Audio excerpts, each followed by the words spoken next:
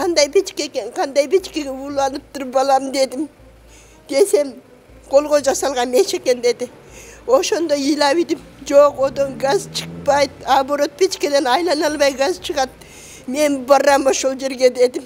Biz al boyunca çara görüyoruz. Давайте arız жазсаңыз жазып беріңіз üstüne.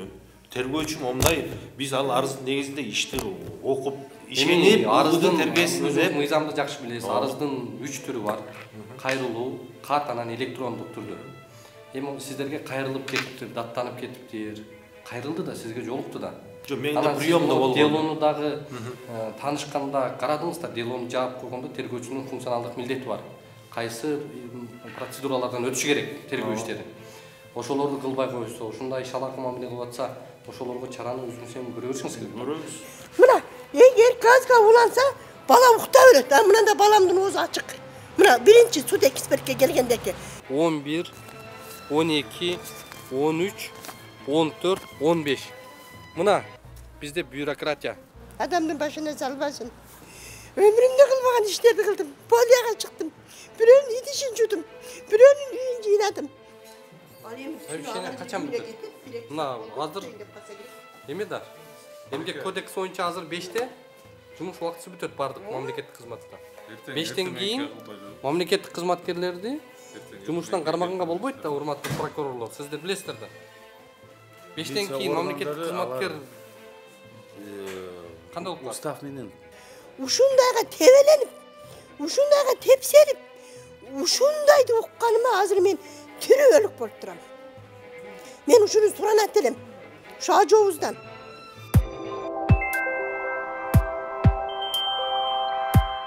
Москвадагы мекендештерге жарыя. Алыстагы боордоштор, сиздер үчүн Ваш стоматолог клиникасы сонун мүмкүнчүлүк түздү. Улукбектин катталуучуларына ар жекшемби сиздер үчүн тиш жулуу акысыз жана ошондой эле ультра үндүү тиш тазалоо болгону 1,5 миң рубль. Дареги бульвар Рокоссовский метросу, открытое шоссе көчөсү 14. Метродон болгону 3 мүнөт аралыкта. Ваш стоматолог клиникасында төмөнкү кызматтар көрсөтүлөт. Хирургия, терапия, ортопедия, ортодонтия, имплантация, брекет система. Саат 9-дан 21:00-га чейин жума бою дем алышсыз кызмат көрсөтөт.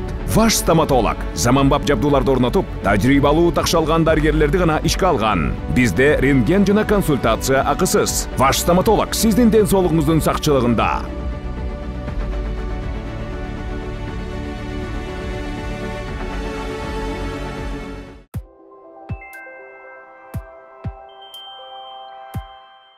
Москвадан Кыргызстанга тез арада жүк жеткизиш керекпи? Бул ишти адиске тапшырып, аманаттан кам санабаңыз. 1 килограммдан бир нече тоннага чейинки жүктү Кыргызстандын каалаган аймагына жөнөтө аласыз. Улукбектин катталуучулары үчүн атайын жеңилдиктер бар. Байланыш номери +7 926 763 73 81.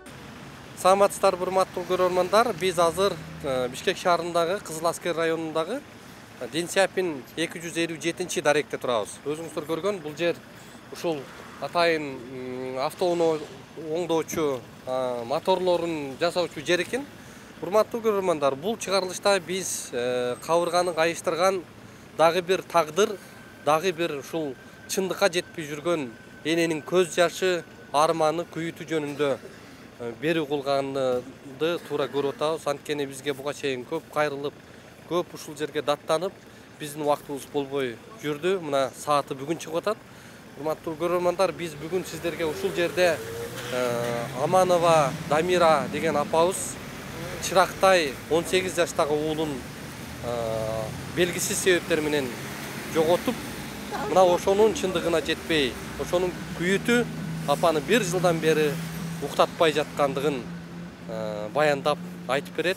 Биз менен бирге болуңуздар. Саламатсызбы апа? Дагы бир жолу. Окуя кандай болду эле, эмне болуп, сиздин ушул чындыкка жетпей аткан жагдайыңызды угаланда?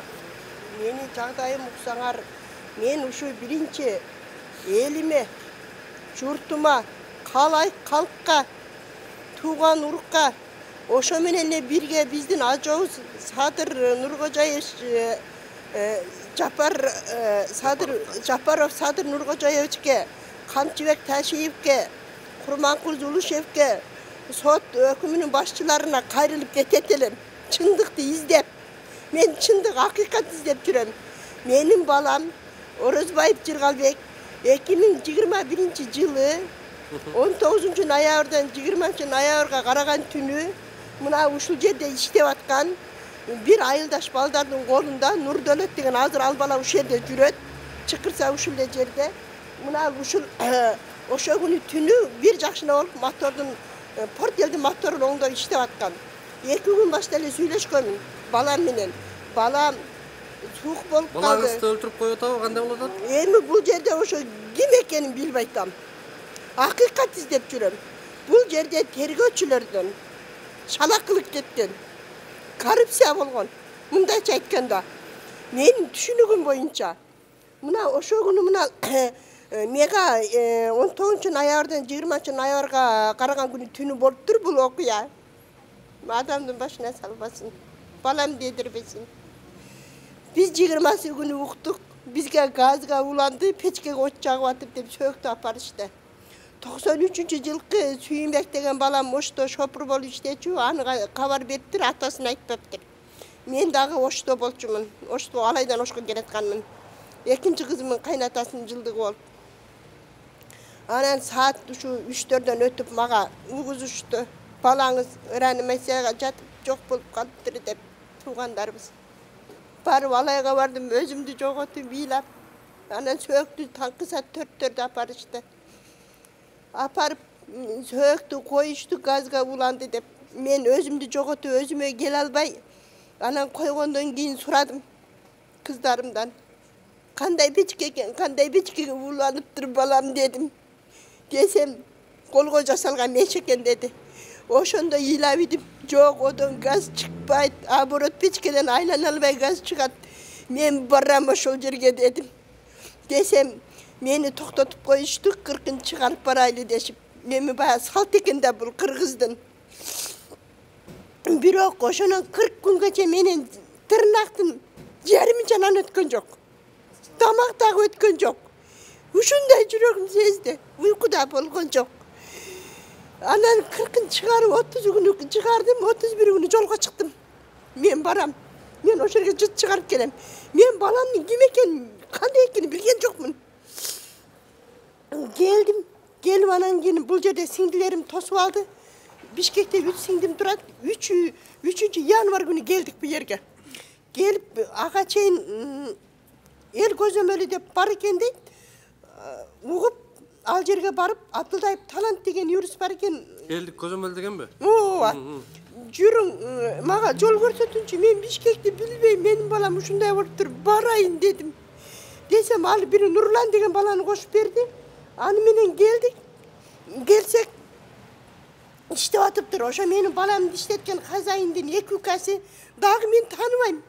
Анан мен келип айттым, айланайындар дедим. Мага көмүрдү майдасын алып келгиле. Отунду алып келгиле, мен жагайын, балам буланган жерге мен да буланып өлөйүн дедим. Мен кантип тирүүчү, мен кантип басам дедим. Кеп туруп алып келип жактым. Жаксам сразу от тартып кетти. Анан ыйлап идим отура калып. Көрдүңөрбү, менин жүрөгүм сезген дедим. Десем анан ошол Нурдөлөт деген укасы Чока деп коет, Нуралы деп коет экен, эми Чокасын эле билет экенмин. Ажал да, ажал болсо балаң өлөт да деди. Дегенде барып туруп жакадан алып, бул Алланын ажалы эмес, адамдын ажалы дедим. Кеп туруп жака 2 салдым. Салсам жанында укасы бар экен. Укасы айтты, бир өзбек бала жаап коюптур да, муну жапса ачылбайт да деди. Алга барды, мен уккан эмесмин. Анан кана ошо өзбек балага звонок кылгыла дедим. Десем, ал балага звонок кыл деле, ал бала алды дагы. Не балам, ошончолук жаап койдуң, менин балам өлүмгө апарып. Сен жаппасаң өлбөйт эле десем, аны Жыргалбектен сураң дейт. Баламдын аты Жыргалбекте өтүп кеткен баламдын аты. Ал өлүп атпайбы дедим. Десем, өчүрүп койду, ошо ойдо недастыпын. Такыр телефонун албай койду. Анан кана баламын акыр иштешкен өзбек баланы айтат. Жок, нан жапкан өзбек бала экен. Ушул жерде мына, ана ишканасы жаткан жер аны ер. Балам ошолордун жанында жатып атыптыр. Анан дегенде анан кийин кана акыркы отурган столу жок дегенде столуна отурайынчы дедим. Десем, жок, столу жок эле өзү печкеге сүйөнүп өлүп калыптыр деди. Ана баламдын кийими моргтон барбай калыптыр. Аны 90 көрөрмандарга бир жагдайды кичине түшүнүктүүрөөк кылып коелу апа. Бул Замира апабыздын уулу Жыргалбек деген жигит канчанчы жыл болот? 2003. 2003 жылкы жигит жап-жаш үйлөнө элек. Мына ушул жигит ушул Дордой жакта жанагы көмүр чыгарган такта базарда иштеп жүрүп, анан автоунаага шыгы болгондугу үчүн анан ушул жака келип калат жанагы айылдаштары менен. Дал ушул жерде ушул контейнерде иштеп, мотор өзүңүздөр көргөндөй бул жерде мотор алмаштыра турган жер Кызыл Аскерде Кудай берген жакта. Мына моторлор турат. Ушул жерде моторлорду оңдоп, түзөп, мындай бир кардарлардан акча таап иштеп калган экен да. Ооба, өзү техника кызыкчу. Ушул багытта болуп атат. Анан ушул контейнердин ичинен сыртынан жаап коюп, баланы өлтүрүп койгон деп божомолдор болуп атат. Бул тергөөчүлөрдүн шалаакылыгы, ошол биздин укук коргоо органдарынын адилетсиздиги, мындай бир таанышы, туунушу жок, акчасы жок адамдардын үнү эч жака жетпей, жада калса ошо кызылдай, чырактай уулун ушундай кылып жоготуп калган жагдайды баяндап апабыздын көз жаш тыйылбай атат да. Мына анан кийин мен моргко бардык. Моргко барсак 11-inde иш болот деди. Анан ким деген ошол күнкү десек Мамыркулов Исмайыл деди. Анан барып, анан ол юристке бардык. Барсак Нурлан деген бала айтты, бул 100% бала өлтүрүлгөн деди. Баякы. Дегенде анан эртеси ал саат 9-да келиң деди. Катталган жерге барабыз деди. 9-да келдик, биринчи кайерге бардык. Ал жерде катталбаптыр. Октябрьский беле. Андан кийин Первомайскийге өттүк. Барсак анан кийин ал жерде катталыптыр. Ал юрист айтты, эже деди, сразу эле чоңуна кирейли деди. Анан макул деп кетип атканда эле мен алдым тосту ал жерден. Апа кирбесин деди. Анан ал айтты, эмнеге кирбейт? Жабырланчу ушак болуп атпайбы? Мен эмнеге зачем деди. Десе кыйла тосту. Жок, сиз өзүңүз эле. Юристиңиз айтып атабы аны? Ошол жердеки тосуп тургандар, органдакылар. Анан ал болбой койду. Жок, апа кошо кирсин деди. Болбосо мен кирбейм. Мага эмне зачем деди. Дегенде анан макул деди. Анан кийин кирдик. Кирсек анан кийин ачыды. Ошол жерде катталыптыр балам, угарный газ деп. Анан кийин ошо апасы алайдан келиптир деди эле. Тергөө бөлүм башчысына киргиле деди. Ал бир кешик экен. Отогоз Максат деген. Ага кирдик. Ага кирсек анан кадимкиден ачып окуп атып эле токтоп калды. Токтогондон кийин ал юрист Абдылдаев тарап турду да, ага эмне болду деди. Дегенде мамасы кол коюп турган, эмне келди? Менин договорум жок деп, уже дело токтогон, жабылган деди. Мен будан бул жагын окубайм деди. Дело жабып коюп. Буну деди Первомайскийге барып арыздангыла. Ошол жакта прокуратурага арыздангыла деди. Ошол жерден эле токтоттук дагы, мына бала жаныбызда эле Куат деген бала. Ошол жерден эле токтотуп туруп, немеге жөнөдүк. Первомайскийге Талант Абдылдаевга көз барып ал жерге арыз жаздык, арыз жазсак 1 айдан кийин жооп болот деди. Анан 1 айдан кийин келдик, келсек, жакшы дело келип калыптыр, Каримов курсант деген агай. Анан ага мен кирип эле ыйладым. Агай дедим, сиз дедим, делону окуп берсеңиз мага болобу? Мага бергенге болбойт да дедим. Жок деди. Анда окуп бериңиз дедим. Десе макул деди. Анан орусчасын кыргызчага которуп окуду. Эң акырында баламын 92% ичкен деп жазып коюптур. Күйбөгөн жерим күл болуп кетти ошол жерде. Тура албай кеттим. Агай менин балам помушам 3 күндө ондойду иче албайт дедим. Аны кайсы врачты өлтүрдү? Кайсы сут эксперт дедим. Десем катталган жерде деди. Өзү да чочуп кетти. Жаш бала мынчалык иче албайт апа деди. Ал Каримов курсанттан чочуп кетти. Чочуп кеткенде анан мага Судмед экспертизалар канча адамдын тагдырын, канча адамдын жагдайын бузуп аткан бул бир эле окуя эмес да. Биздин реформа ушул судмед экспертизанын көзүн тазалаш керек. Ошолордун жетекчилерин мындай бир катуу чечимдерге барып жоопко тартыш керек да. Судмед экспертизадан жапа чекпеген кыргыз калбай калды да. Анын бирөөсү ушул апа болуп атат. Андан кийин анан неме кылдым.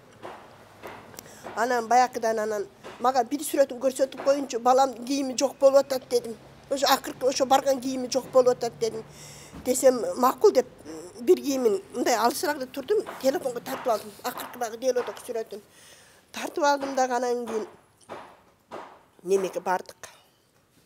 Дагы моргко бардым. Барганда ыйладым.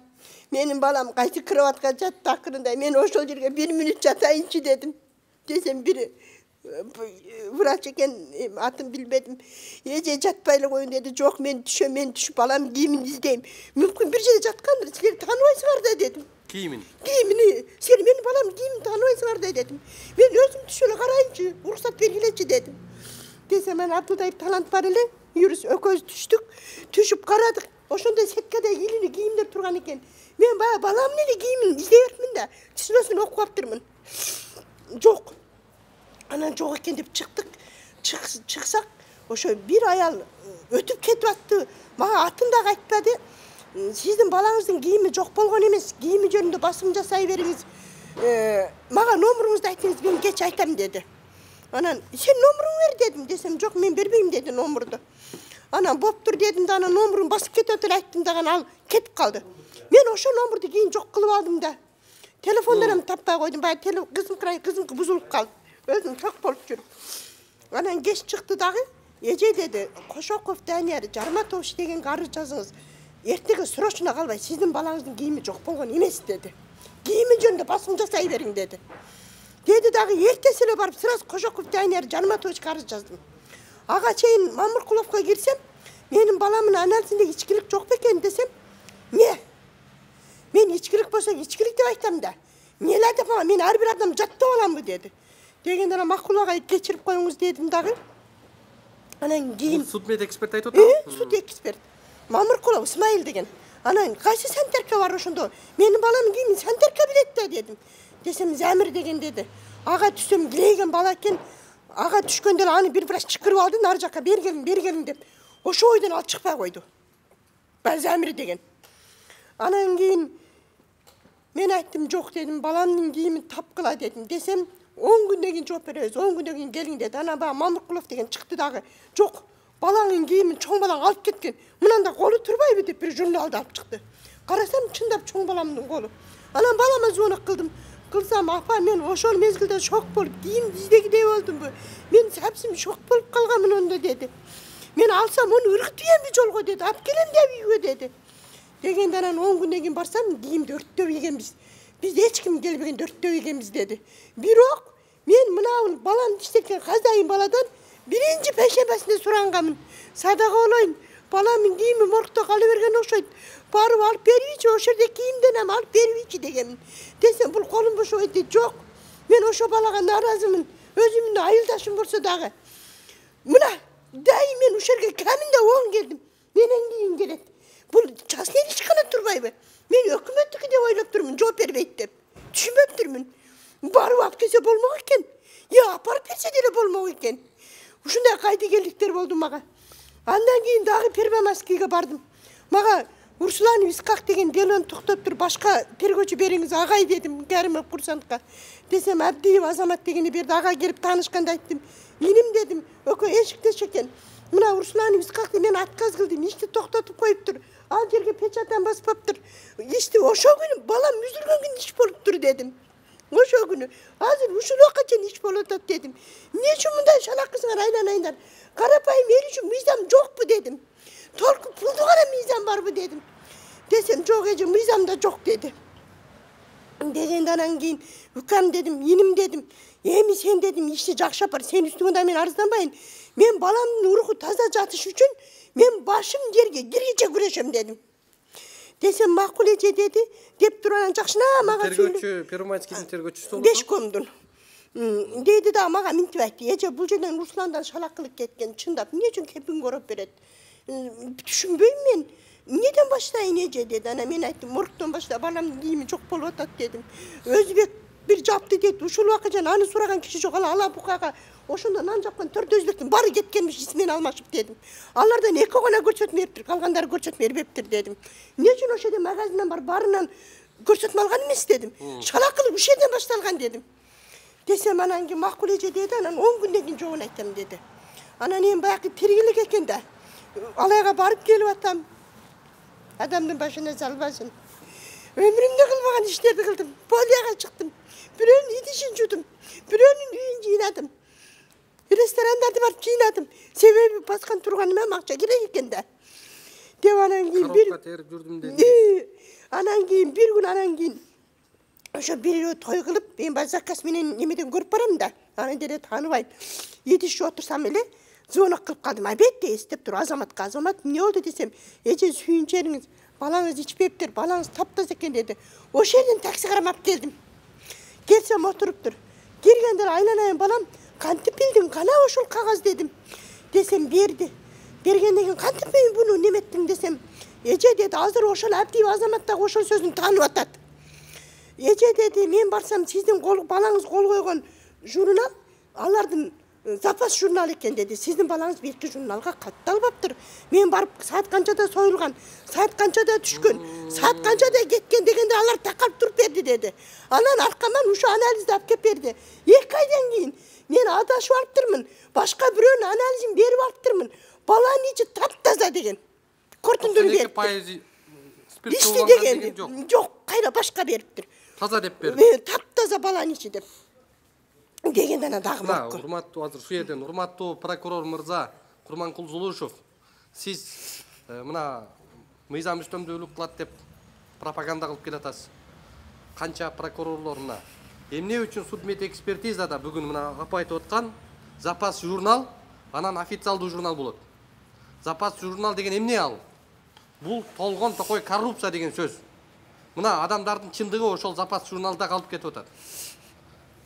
Андан кейін ана мен дағы моргқа бардым. Бардым дағанан кейін бая эми чындап башында травма барбы жокпу деп кесет окшойт, onu билбедим. Бирок баякыл күйөө балам да жууганга кошо кирген, мен кийин сурап атпайм өзүмө келип алып, башы мынандай кесилген деди да. Дегенде анан кийин агайга сурап бердим. Агай дедим, мага караганда сиз академиксиз, окугансыз. Сиз 80% түшүнсөңүз, мен практика жүзүндө 20% түшүнөм дедим. Emne başında travma olsa soyulabı, gen soyulabı dedim. Desem ne soyulup bu başı, başında travma var beken dep, kayra bayakı su tekisbet menen surap atat. Bayakı жердечи. Ana men öte jaman akkolda olup kettim. Agay dedim. Көрбөй туруп эле экспертизаны берген турбайбы анда? Ana men ayttım, agay dedim. Men sizge dedim, эми наразымын dedim. Siz акча алгансыз dedim. Менин сиңдим көргөн dedim. Эми айтайын dedim. Менин балам 3000 4000 акчасы бар экен чөнтөгүндө. Oşol akçanı bergen eken şok bort toşuna bilbeyt. Ol akçanı kim alat dedim. Desem anı senter kalsa gerek. Senterke durup taranga dedi. Söktü kança mene beresizler. Hayta bir 10.000 mene bersenizdер gerek. 30.000 20.000 albasanızlar gerek dedim. Desem жоқ dedi. Anda menin bir tuğan singdim görüptür. Oşol mına oğlu menin balamın işletken kazayındım bir tuğan. Atası menen bir tuğan ağası. Oşol Mamırkula İsmail'da. Ушул жердин казайыны. Ушул жердин. Kazayındır atası menen bir tuğan ağası. Menin balamın işletken balanın. Kutu mına menin balamın işletken. Ал ошол моргко барып атат. Oşol jüret söktü. Alып келгенде. Söktü aparıp oşol jüret açpayım. Anan oşonda söktü berbeyim dese, o yerdekilerden toptogonmuş, özünün canından koşkormuş. Onun giyin uğatam. Oyak bir şu 30-40 min bir paştı bir yerin aynası akçanı beriptir. Emeğin sindi bağlıkta esep debeyt da. Моргтон турупту чыгарыш үчүн акча алып атат. O akça söktü. Kança son berip atat? Menin sindim aytat. Men alыста girip bolup oturak kelem deydi. Oturganda deydi. 5 minuttan 3'e 4'e deydi. Çöntөгүнөн alıp durup deydi. 2000'dik, 1000'dik, 500'lüktөр var deydi. Em toşun esepte albadım deydi. Bul bayakıl dep durup, süt ekspert Mamırkula İsmail'ga berdi deydi. Bergen anan sindi mintip sura veriptir. Oğlum ılaz oluptur. Menin bir tuğan sindimce. Jaşılı balaga ушинтип таштап койбой, молодец. Туғандары топ мынантип жаш балага каратпай пулду берип, сөктөн ушунча акча мен чыгарат экен да. Рахмат ушуларга дептир. Өзүнчө отуруп ал. Акча эмне үчүн берилгендиги жөнүндө кийимдер атат. Өтө ыраазы болуптур, чындап. Ошо сөктү кошо барганда сиңдим кирген чыкканга айтып отуруптур. Рахмат, сөктү оңой акча менен чыгарбайт экен. Ушунча акча берди деп айтып отуруптур. Өзү күбө болуп калып атат ага. Күбө болуп. Анан кийин ошо суд экспертке сиңдим сура бериптир. Эмне үчүн скрытный кылып атасыңар? Булар эч ким догурбаса, жок дегенде скрытный кылбай баланы бүтүн эле бербейсиңерби дептир.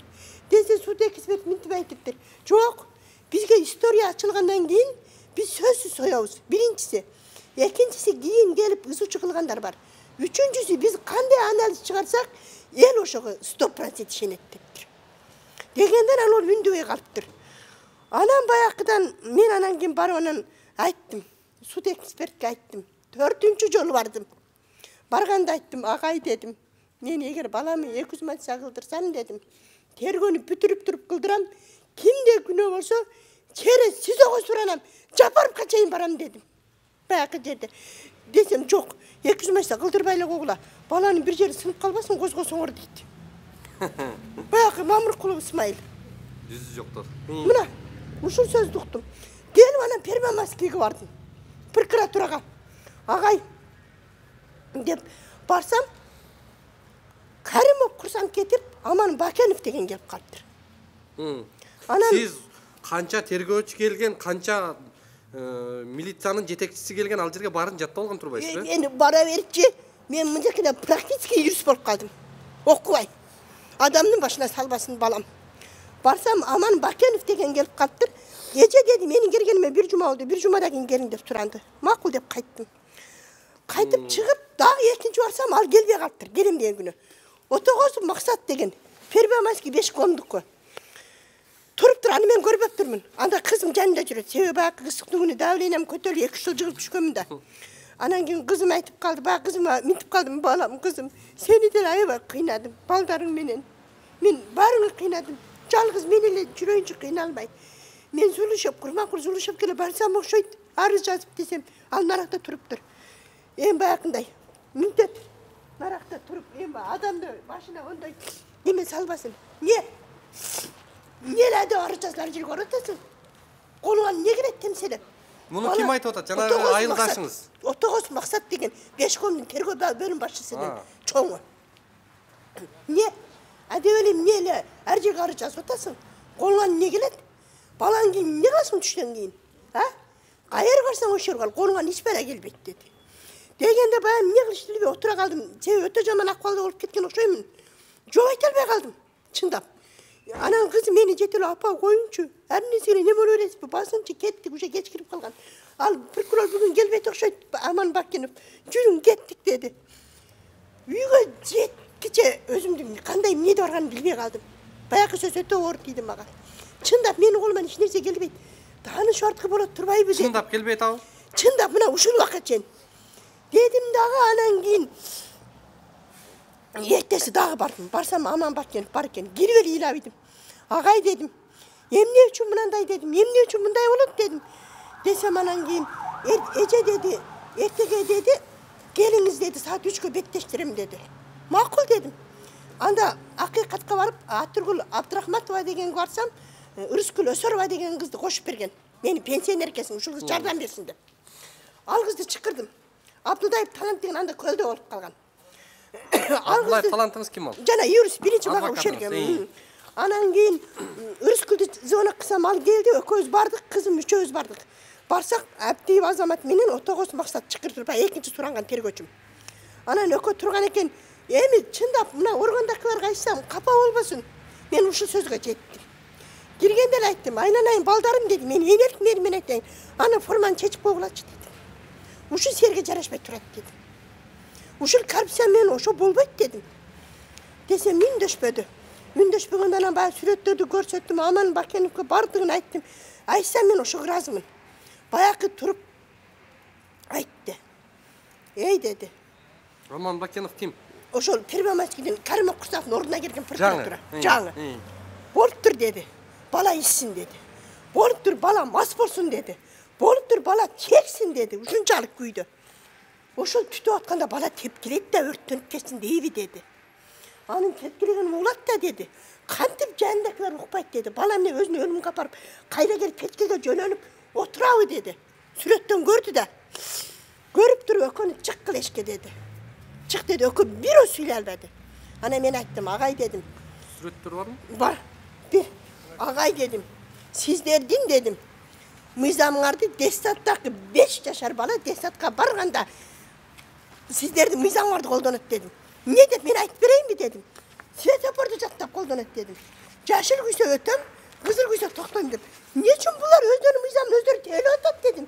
Bir köpürgan satılıp dedim. Bu turamız, bu karımsıya dedim. Mına. Balanız. Mına uşu balam. Aylanayınlar, mına görgüler. Mına bir jak tanosu taza. Bir jak tanosunda mına balam oynap dur da. Özünü şıvap. Kenimde ölerde oynapın oşuydu. Mına ki. Aynen. Öyle turbay. Ben mına. Yemi mına. Bir ulağı kör. Mına. Mına bir ulağı. Men uşu sürekli görevi lazım. Men yüreğim kalmadı. Her yerge barba aytıverip. Adamın başına salmasın. Bir ulağı taza. Mına. Aylanayın. Kalay kalk el jurt organdakilar Joldaş Sadır Japarov, Kamçıyak Taşiyev, Kurmankul Zuluşev. Uşlar görgüler mına. Aylanayınlar görgüler. Mına tünü örgön balam. Mına toң boy kayra sögü katpay sarjata tüptüz bolup. Mına tünü saat 10 menen 11'in Şu konteynerin içinde. Kalgan tünü 10-11'in ortasında Özbek çapkan. Bular kojoylar işletkenler sarı gelip görüp atat. Mına konteyner. Buların aytımında şonda bolot da. Buların aytımında yemi. Mına konteyner. Mına bir kolu. Mına aylanayınlar. Men daha köp süret. Mına matras. Mına. Yemi men mına sürettik keche en akırı ubuduga kotorgondo kojonup Çinibekten suran atıp aldım. Mına uşunu tergöçüler görgüleri ukkuları gelgen yok. Beli. Ne deyt bunu? Kö deyt. Men ayttim. Yok dedim. Aylanayınlar. Kö olsa kандай bolot al? Balam oğuzum menen çıttabaylı göçüğü menen çıttaptır da ıştı dedim. Kömez bu budar dedim. Men bunu kayerge olsa aytam dedim. Mına men süt ekspert emesmin dedim. Men enelik çürögüm menen. Enelik merimim menen aytayın dedim. Aylanayınlar. Mına eğer gazga ulansa bala ukta öret. Mına da balamdın oğuzu açık. Mına birinci süt ekspertke gelgendeki. Men burası görsöt birinci süret var. Görsötünde atıp görgönüm. Oşol neme süt ekspertin telefonundaki. Mına bul. Düşünüktүү. Mına peçka. Эми Mına мына aylanayınlar. ушул жер экен, урматтуу көрөрмандар. Муну ушул контейнердин эшиги жабылып калган үчүн шуну каза болду деп атат да ушул жерде. Азыр бул жак иштеп атабы? İştep anam bunu men komisyonu kıldırdı. Bunuçu komisyonu Отпечатка кылган жокпу? Yok uşul vakitçe men abdi azamattan her bir gergen sen suran attım. Aynen barıp toktot. O şeyde iş bolmasın, o şerge peçat bas. Jakı yürüs atılday bunalarga aytып attım. Aynen ayttılar. O şerde ne bitpeybi? Yok. Ana men komisyonu kıldırabız dep kaldı. Kıldırabız degende ol komisyonu degen mınандай nemesi var. Gelsek bunun için ol peçat basmak dursun aylanayınlar. Adamca şey turgan kız jinap koyuptur. Mına taptaza o şerge otura kalıp ilabıydım. Yok buga men kanattanbayım. Эгер бул иши өрттөнүп кете турган болсо, могу майлар неге күйүп анда бул жак чогуу өрттөнгөн жок? Matrasça aylanayım. İçinde matras peçken öde janda jankı sürettünçö. Oşol matrasın jarımı zımı kalgıça güygön dağı jarımı kança öçüp kalgan. Bala ölüp atsa. Ol bir. Ikincisi balamın üçüncü bal süt ekspertin üçüncü kortundusu. Üçüncüsünde men ubuduga kotorsam kojonup Çinibek degen nemege histologiyaga beriptir. Histologiyaga berse egindeki jarattı birinci kortundusunda Mamırkula İsmail'din kortundusunda 7 gün baştaki lokki jarat degen. Histologiyaga berse ölgönden kийинки jarat bolup atat. Egi menin peçkege stolu jok jölөл oturgan balanыкы. Mına üçüncü kortundusu.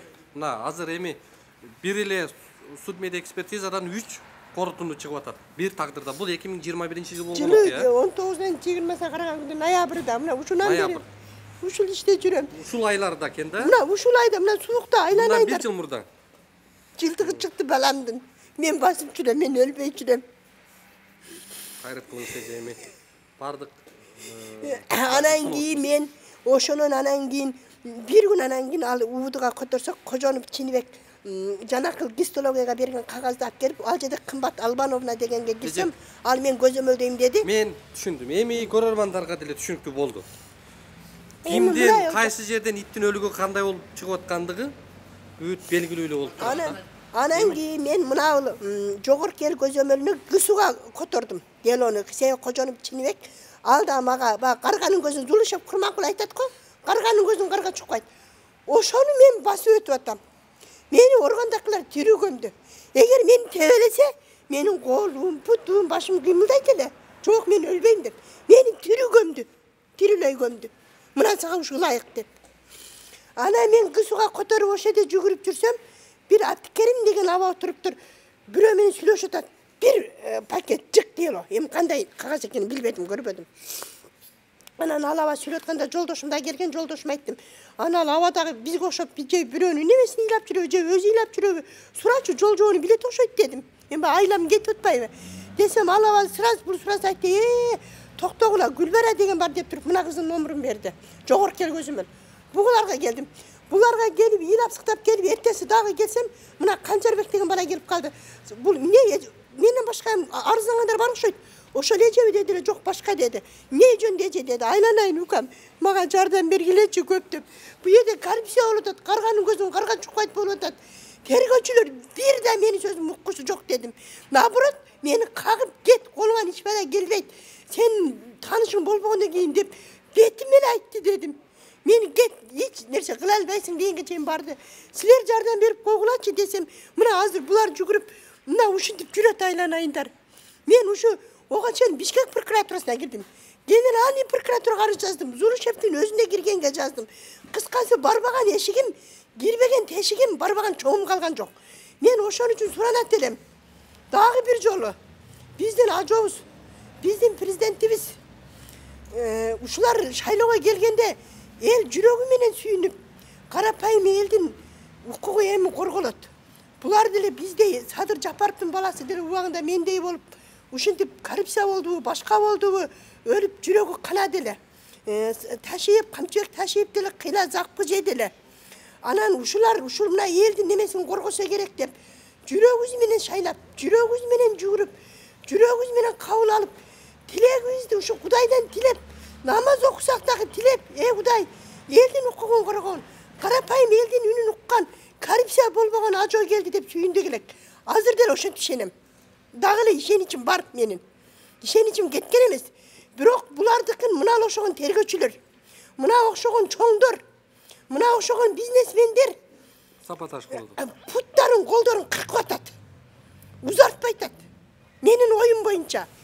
Ошон үчүн мен Жапаров Садыр Нуркожоевичке, Камчыбек Ташиев Кыдырлайшевичке, Зулушев Курманкулга, сот өкүмүнүн башчысына мен ушу калыстыкты, актыкты, акыйкатты, чындыкты, коррупцияны жоюш үчүн кечеки курултайда сүйлөгөн биздин аксакалыбыз айткандай өлө коррупция басып өтүп атам. Мен ошону көрүп атам. Эгерде мен алайда болсом, Бишкекке барам, токтогула деп ынтырсам керек. Бирок мен Бишкекте ушул окуя болуп, ушундайга тебеленип, ушундайга тепселип, ушундайды укканыма азыр мен тирүү өлүк болуп турам. Мен ушуну суранат элем. Ушу ажообуздан, ушулардан, укук коргоочу мына министрлерден суранат элем, айланайындар. Бизге дагы көптөн бери байланышып кайрылып жүрөсүз да, бизге жетип. Кайрылдым айланайын Улукбек. Анан мына апабыздын көз жашы 1 жылдан бери тыйылбайт да. Мына көрүп атсаңыздар керек, көзүнөн буркурап, Кантип тыйылат? отодой боздоп отурат да. Анан эми бул жерде намыс, бул жерде аруулук турат, тазалык турат. Биздин ушул энебиз баламдын руху таза жатсын деп бир гана таянганы ошол болуп, баласын ар кандай экспертизанын жыйынтыктары менен өзүнө күнөөнү оодарып көмүп койгондугуна ыза болгон апанын тагдыры болуп атат да. Эми мен ойлойм, сөзсүз түрдө биздин укук коргоо органдарынын башчылары буга реакция кылып, тийиштүү шалакы ушул не деп айтабыз эми, ошондой тергөөчүлөрдүн ишине кызматтык баа берилип, мындай бир сизге чындык, адилеттүүлүк келет деген үмүт менен бул берүүнү даярдап атабыз. Азыр эми биз тийиштүү жерлерге сиз менен чогуу баралы. Ушул надзорный орган деп, ушу көзөмөл органы деп биздин прокуратура бүгүн болгон полномочиянын баарын ушул жаңы конституция алмашканда президент чоң мүмкүнчүлүктөрдү берген. Эми ошол прокуратура, ошол көзөмөл органы именно ошол тергөөчүлөрдүн ички иштер кызматынын кызматкерлеринин кызматтык функцияларын текшере турган бирден бир орган ошол. Ар бир делонун ачылышы, жабылышы, прокуратура текшерет деген мамлекеттик кызматкерлердин мындай бир коркунучу ошол жакта болобу болбойбу, прокурорлор кандай жооп берет, биз ошол камеранын коштоосунда, сиздердин назарыңыздарда биз ошону барып дагы жооп алганга Рахмат аракет кылалы. айналайын. Силердей уулдар көп болсун. Калыстыкты как жарган. Карапайым элдин укугун тебелетпей коргогон. Ушу силердин өмүрүңөрдү, башыңарды, өмүрүңөрдү узун кылып башыңарды таштан жарасын айналайын. Силер деле ушу бир адамдын көйгөйү үчүн башыңарды тобокерге саласыңар. Аны деле билебиз. Аны деле билип турабыз. Мына ушулар баары мына тобокерге салып жүрөт. Не буларга карганын көзүн карга чукпайт деп жанакылар жөн отура беле. Алар деле жөн отурбайт. Мен эң акыры жанакыл кысудан гуудуга которгондо Абдрахматова Адилет деген барганда айттым. Балам дедим, атыңа жараша затың болсун дедим. Десем ал жана сүрөттү көрсөтсөм, эмне дейт? Ал тергөөчүдөн дагы үмүтүм кыйла таш капты. Чындап. Мына акыркы тергөөчү, 4-үнчү тергөөчү. Болду апа. Азыр эми ал жактарын ошол тийиштүү мекемелерге барабыз. Бул жакта сиздер ишенимдүү өкүлү, Биз ишенимдүү өкүлүбүз Дамир эженин бизге биринчи келгенде бул менин атым Шералиев Канжарбек Регешалиевич. Бул Дамир эжекебиз бизге жогорку элдик көзөмөлгө келген. Мен баса белгилеп кетсем бул жерден ушул экрандан пайдаланып. Биздин дарек площадьта Илбирстин ичинде негизи. А бизде жогорку элдик көзөмөл деп бизде айтат, биз 2006-жылдан бери иштеп келатабыз негизи. А бул жерде элдик көзөмөл жана башка элдик көзөмөл деген бар. Элдик көзөмөлдөн экөбү? Элдик көзөмөлдөн 3-өө. Биздики жогорку элдик көзөмөл. Биз 2006-жылдан бери жогорку элдик көзөмөл жардам берип атасыздар бияка. Атамбаевдин убагынан бери иштеп келатабыз. Биз дагы сиздерге окшоп куугунтук же башка болуп, мынакей азыр Кудайга шүгүр Садыр Нуркожоевич келгенден кийин жакшы жака жылып атабыз да негизичи. Ошондой. Мен атым Шамирзаева Гүлбахар Рустамжановна, ушул эжен Дамира эжен ишенимдүү өкүлү болом. Бул жерде чындыгында ушул баланын өлүгү табылган убактан баштап аябай тергөөдө шалакылыктар көп кеткен. Бул жерге эч кандай криминалисттер келгенби, келген эмеспи, ушулардын баарын азыр ошол Бомпиятка, прокуратурага барганда буларды сураш керек, Улукбек. Себеби дегенде бала ошол айтып атпайбы, жандалбастап эшиктерди урганбы, тепкилегенби, ушулардын эч кандай делаларды биз суранып окуганыбызда, анын ичинде эч кандай документтерди биз обнаружить этпедик да. Ошол кыскачасы ошо сиз айткандай барган жерден дагы сураштырып эметсек. Сиз атасы болосуз. Мен атасы болом, жагырланычы болом. Мына ичин ачып көрсөңөр, ичи полный эле май. Атыңыз ким? Чукуй Абдрасул болот. Атасы болом, өлгөндө кабар элген эмес, баламы бериптер. Тегеле бул акыйкатчылык жок болуп атат. Бу жердечи салакылык болуп атат, прокурорлордун. Ачып көрсөңөр, мисалы азыр бүт эле май. Жок, аналарда кийим бар ичип атканда. Кийимдердин ичине кетет буларды, күлүш бар азыр. Монун ичин ачып бере аласыздар байке? Азыр жүрөт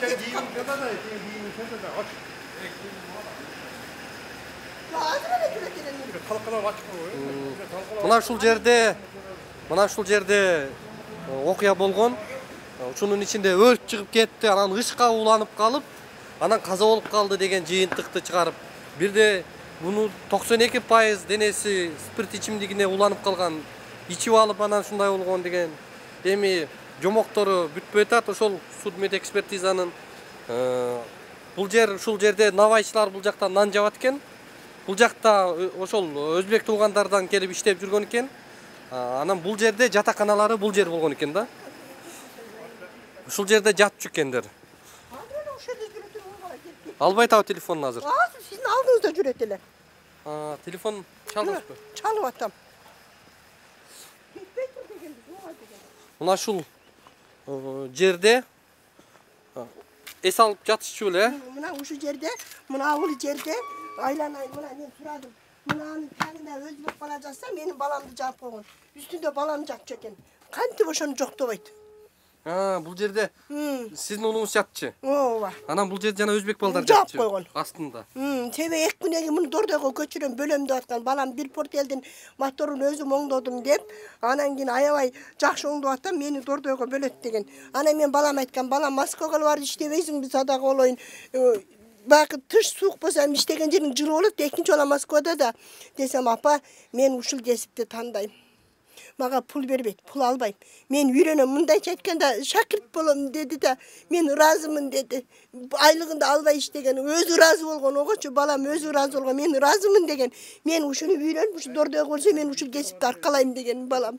Анан майлен балам мага келип кетип турганга Бишкек жакында деген 2 күн башта сүйлөшкөнмүн айнанайындар, 2 күн башта. 2 күндөн кийин суукка барып атасыз. Ушу суукка барып атам, балам уктап, мынтип түбөл уктаганын сезбептирмин. Контейнерде кебелген ийдер бар эле да, сен айтсаң мына ишкергенде. Бул жерден мен да өзүмдүн оюмду айтып коеюн. Аты жөнүңүз ким? Ниязов Кот.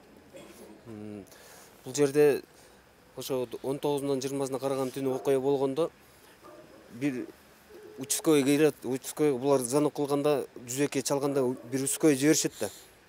Первомайский участкой экен. Ал келет дагы, ал келип менин территориям эмес деп анан тергөөчүлөргө чалат. Ошо кийин Гомпятка кайткан да. 1-Май районунун Гомпятына. Анан ошол жактан тергөөчүлөр келет, тергөөчүгө чалат. Тергөөчү Русланов Исхак деген бала келет, жаш бала экен. Ал келет дагы, ал өзүнүн ишин так билбейт деп айткандан мен алысмын. Өзүнүн ишин так эле билген, баардыгын эле билип турган билген эле бала, мындай иштегенде бир 3-4 жыл болуп калган бала экен. Бирок билет да жумуштун, ал бул жумушту любой эле киши билет да, любой тергөөчү билет. Анан ушул жерден келгенде мына протокол места происшествия түзгөн эмес, ушул жерде Шалакылык кылган. Шалакылык кылган. Же ал атайлап кылдыбы, же эмне ой менен кылды билбейм. Ошо протокол түзбөй, могу ичинде контейнерди опечатать этип, жаап, болду иштебегиле. Тергөө бүткөнчө, сот бүткөнгө чейин биякта иштебейсиңер, эчтеке албайсыңар, эчтеке могу ичиндеги вещдоктор эчтеке жоголбосун деп жаап кетиш керек болчу. Ошону жаппай койгон. Кийин биз келип туруп, келсек дагы анда ичин уже тазалап койгон, бирок баягы печка, моторунда масло, эмелер турган. Ошондо дагы биз барып айтып катайтайсыз жазып кайрылып атабыз. Могун аз деле макул, башында жабышыңар керек болчу, аз деле кечмесе, аз деле жаап койлочу дедик. Аз деле барып опечатать этип жаап койгула, тергөө бүткөнгө чейин десек, дагы ошондо дагы карабай жаппай коюшкан да. Мына ушул жерде Мына видеону көрсөтүп коем, мына өздөрү айткан, мен эч нерсени билбей келгенмин. бул ким болуп атат? Ошо укасы. Могу жердин хозяйыны, Ошонун укасы. Силерге ким айтты аны сыртынан? Силер бу жерде иштеп аттың белесиң? Ошомо эмес. Силерге ким айтты аны? Ошо мезгилде. Ошо мезгилде ушул жерде иштечү эле. Мына буякта киммиси? Силер бу жерде иштеп аттың белесиң? Ошомо эмес. Ошо мезгилде. Ошо мезгилде иштечү эле. Ошо жапкан баланы айтыш керек экен да.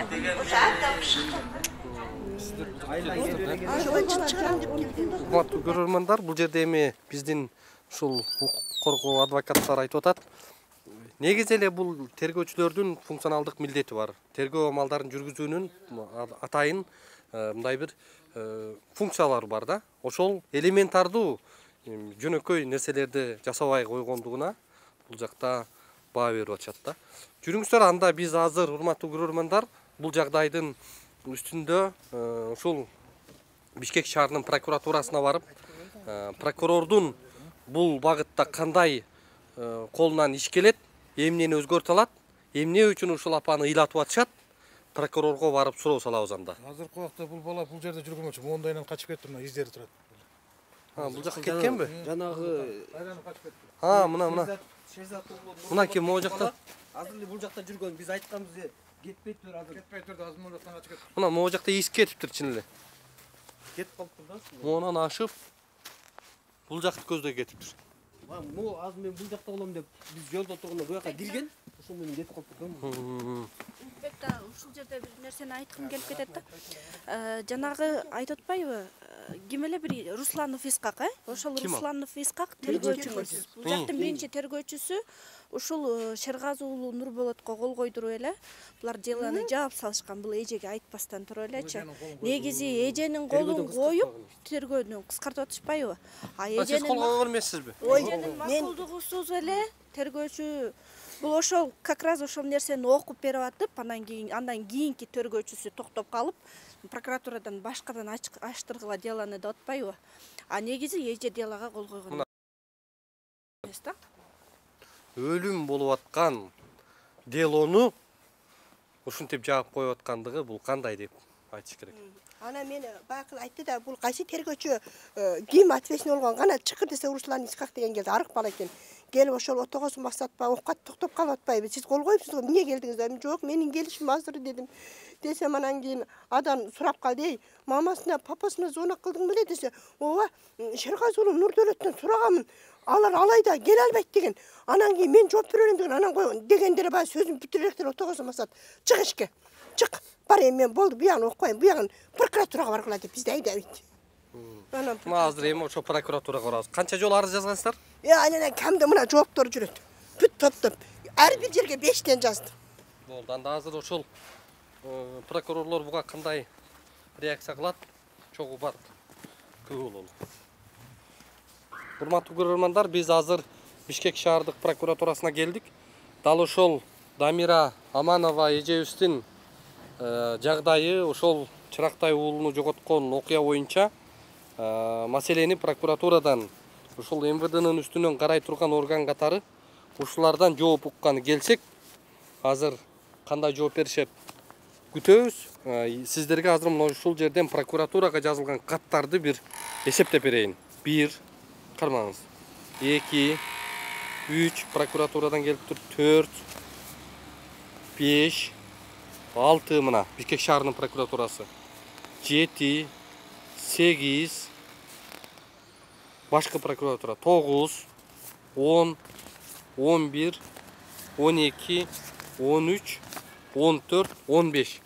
Мына бизде бюрократия. Мына 1 жылдан берки прокуратуранын жообу ушул 11 жолу кат келиптир. Эми кандай деп айтып үмүт кылышты эле мындай заарканат экенсиң. Ошондой болсо дагы биз азыр Кыргызстандын назарына прокуратуранын ушул кыймыл аракеттерин көрсөткөнү кандай кабыл алып, кандай биз узатаарын сиздерге ачып беребиз. Жүрүңүз апанда.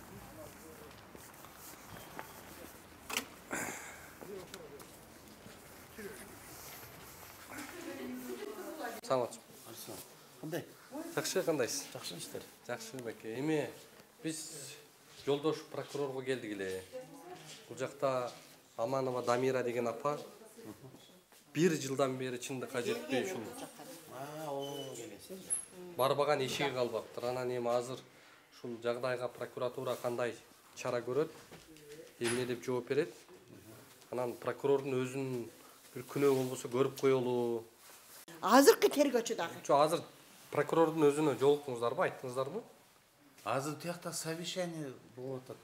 Мен айтып атам го, совещание бүт правоохранительный орган чогултуп азыр совещание туруп атат. Ал эми совещание качан бүтөт? Мына азыр эме да. Эмгек кодекс боюнча азыр 5те жумуш убактысы бүтөт бардык мамлекеттик кызматта. 5тен кийин мамлекеттик кызматкерлерди жумуштан кармаганга болбойт да, урматтуу прокурорлор. Сиздер билесиздер да. 5тен кийин мамлекеттик кызматкер кандай болуп калат? Устав менен служат. Милициялар? Милиция. Эмгек кодекс эмес тиякта. Устав турабы? А прокурорлорчу? Прокурордун акысы кетип калат. Убакыт бербейсиздер бежек. Азыр просто график демет албай атабыз да. Төргөөчүнү чакыртабыз эртең. Төргөөчү дагы эле келет. Руслан Искак деген которулуп кеткен. Делону токтотуп. Мени ушунчалык ыйлатышты. Мени ушунчалык сыздатышты. Балам өлгөн аз кетип жүрөгүмдү сыздатышты. Кири көм атышат мени. Мен уже чыдабай калдым. Эртең саат 9-га келбейсизби? Эртең деп жүрүп мына ушул кат болуптур да, байкесин. Могу прокуратура эми маселени ушунча кат менен чече албаптыр да. Мен өзүнө ыйлап да келип кеткенмин, өзүнө кирген прокурордун өзүнө. Ооба. Негизи мындай эле го, жана Курманкул Золушев канча жолу региондорго барганда айтып атпайбы? Ой, прокурорлор, силер журналисттерге вообще ачык болгула. Келсе мындай качпагыла, жооп бергиле. Алар жардам берип атат бизге деп айтпады эле. Прокурор менен суранды, кечек келгенимде, акыркы келгенимде. Эже деди, генеральныйга бар. Мен ошонун бир сөзүн сыйлап келдим. Мыйзамын жана сөзүн сыйлап келдим. Эже прокурорду көрсөк болбойбу азыр ошондо? Биз кабыл алайлы маселеңизди. Ооба, анан прокурорго неме кылабыз. Биздин атыбыз Улукбек байке. Көз карандысыз журналистпиз. Фамилиябыз Карыбек уулу. Сиздики? Менин атым Рысбек Аманатов. прокурордун орунбасарымын. Тергөө иштери боюнча. Тергөө иштери боюнча. Бул жак Дамира Аманова эжекебиз 1 жылдан бери ушу уулун жоготуп, мындай ишенген кожом сен болсоң деп прокуратурага келсе ушунча кат жиберипсиздер. Бирок жыйынтык чыкпай атыптыр. Тергөөчүлөрдүн өзүнүн тергөө мөөнөтү, тергөөчүлөрдүн функциясы ушул жерде бармак басты көз кысты, карганын көзүн карга чукпайт дегендей жагдайлар менен апа көз жаш тыйылбай боздоп, ботодой боздоп жүрөт экен да. Анан эми үмүт кылып ушул жака келдик азыр. Кандай деп узатасыздар, эмне деп узатасыздар? Мен бул апанын иши боюнча бул апаны биз өзүбүз кабыл алганбыз. Сизди мен өзүм жеке кабыл алып, биз түшүнүп атабыз, өзү жаш уулунан айрылып атат. Бул мындай чоң орчундун нерсе. Анан бул эми катталган факт. Азыркы күндө бир кылмыш иш буга чейин 1 райондук ички иштер башкармалыгында тергөө амалдары жүрүп келген, экспертизалар дайындалган. Анан биз өткөндө бул апаны кабыл алгандан кийин ошо 1 райондо создуктурулуп атат, иш жакшы жүрбөй атат дегенден ишти алып туруп, азыр Бишкек шаардык ички иштер башкармалыгына өткөрүп бердик. Башка тергөөчүгө толук кандуу ишти изилдеп чыксын. Изилдеп чыгып, ар бир эмелерин аныктап чыксын, себептерин. Анан ошон менен тийиштүү адамдар, эгерде күнөө адамдар болсо, ошо тийиштүү адамдарга мыйзам талабына ылайык чара көрүү үчүн азыр ошо Бишкек шаардык ички иштер башкармалыгына тапшырганбыз. Азыркы күндө тергөө амалдары жүрүп атат иш боюнча. Буга чейин 9 күндө, тергөө мөөнөтү 10 күндүк, эми 9 күндө жааптыр биринчи делону. Сиз жалпы эле ушул апанын тагдыры боюнча дело менен таанышып чыктыңызбы прокурор катары? Сизге келиптир, сиздерге жолугуптур? Таанышканбыз. Иш боюнча эми буга чейин тергөө амалдары жүргүзүлгөн, адам жансыз денеси табылган факты боюнча каттоого алынып, тергөө амалдары жүргүзүлгөн, тийиштүү экспертизалар дайындалган убагында. Анан эми соттук медициналык экспертиза боюнча денесинде жаракаттар жок деп берип атат. Бирок өлүм себеби, эмнеден өлүм себеби чыккан дегенде, уулануу угарный газдан отравление болуп, ошол себеби болуп атат, өлүм себеби. Ошол экспертизалык жыйынтыктын канча чечимин көрдүңүз сиз? Бир эле чечим менен тааныштыңызбы же? Ал жерде соттук медициналык экспертиза бар, андан тышкары өрт коопсуздук экспертизасы да бар. Азыркы күндө ошол биз азыр ошол багытта иште жүрүп атат. Өрт коопсуздугу боюнча тийиштүү экспертиза дайындалып, ал жерде ошолордун корутундусуна боюнча өрт эрежелерин сакталбагандыгы деген жыйынтыкка келип атат азырчы. Азыр ал боюнча комиссионный да экспертиза дайындалып атат. Эми ошол боюнча азыр биз ошол экспертизасын жыйынтыктары менен күнөөлүү адамдарга тийиштүү чара көрүү жагын каралып атат. Тергөөчүлөрдү, ошол райондук тергөөчүлөрдүн ички иштер кызматкерлеринин ал ишемдик кетиргендиги жагдайлары тууралуу апа айтып берген да сизге? Кайсы эмне боюнча? Тергөөчүлөрдүн кылыктары боюнча, действиялары.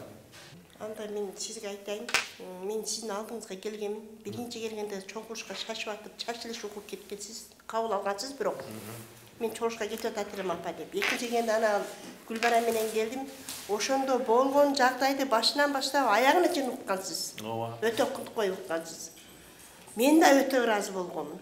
Анан сурангансыз. Генеральныйга барбай туруңуз апа. Не нарушение болсо мага келиңиз. Мен сиздин ошо бирөө сөзүңүздү, анан сиздин формаңызды өзүңүздү сыйладым. Мыйзамды сыйладым. Бул жерде.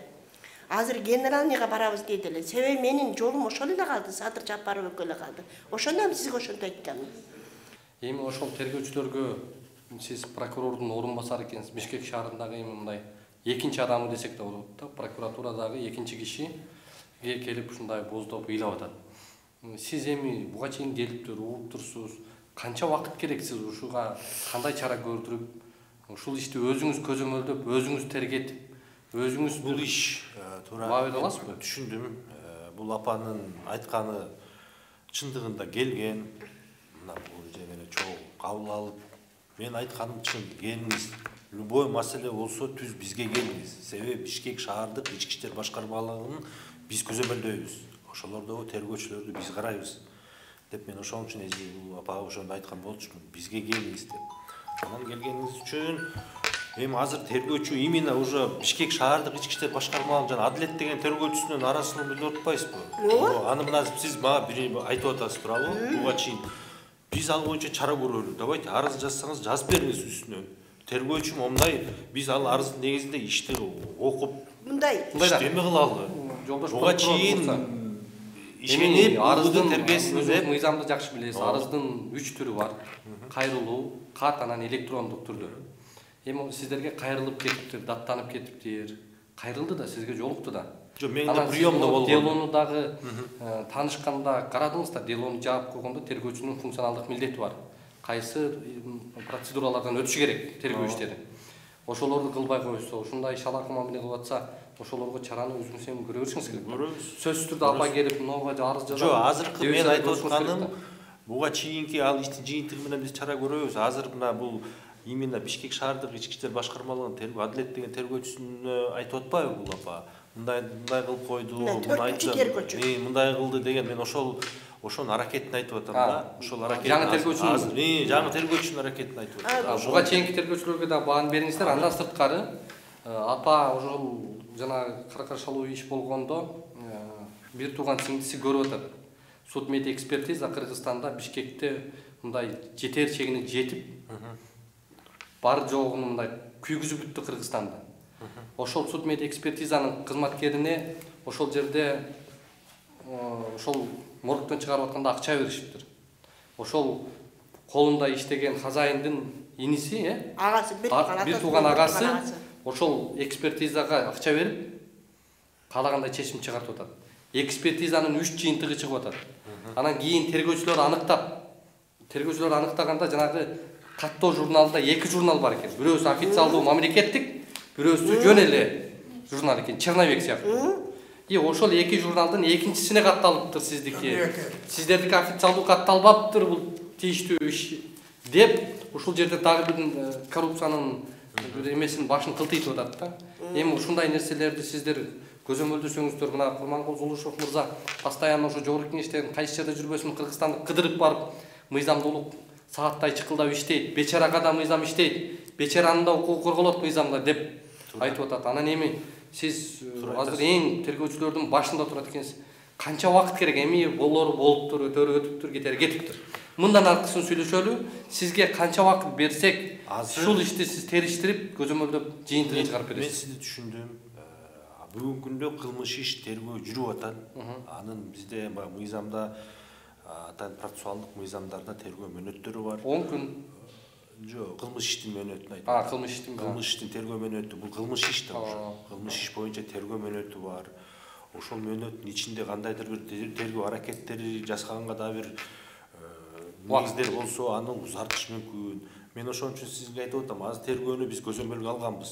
Биз бияка ГУВДга бергенде эле көзөмөлгө алып, атайын балдар, кураторлор көзөмөл жүргүзүп атат иш боюнча.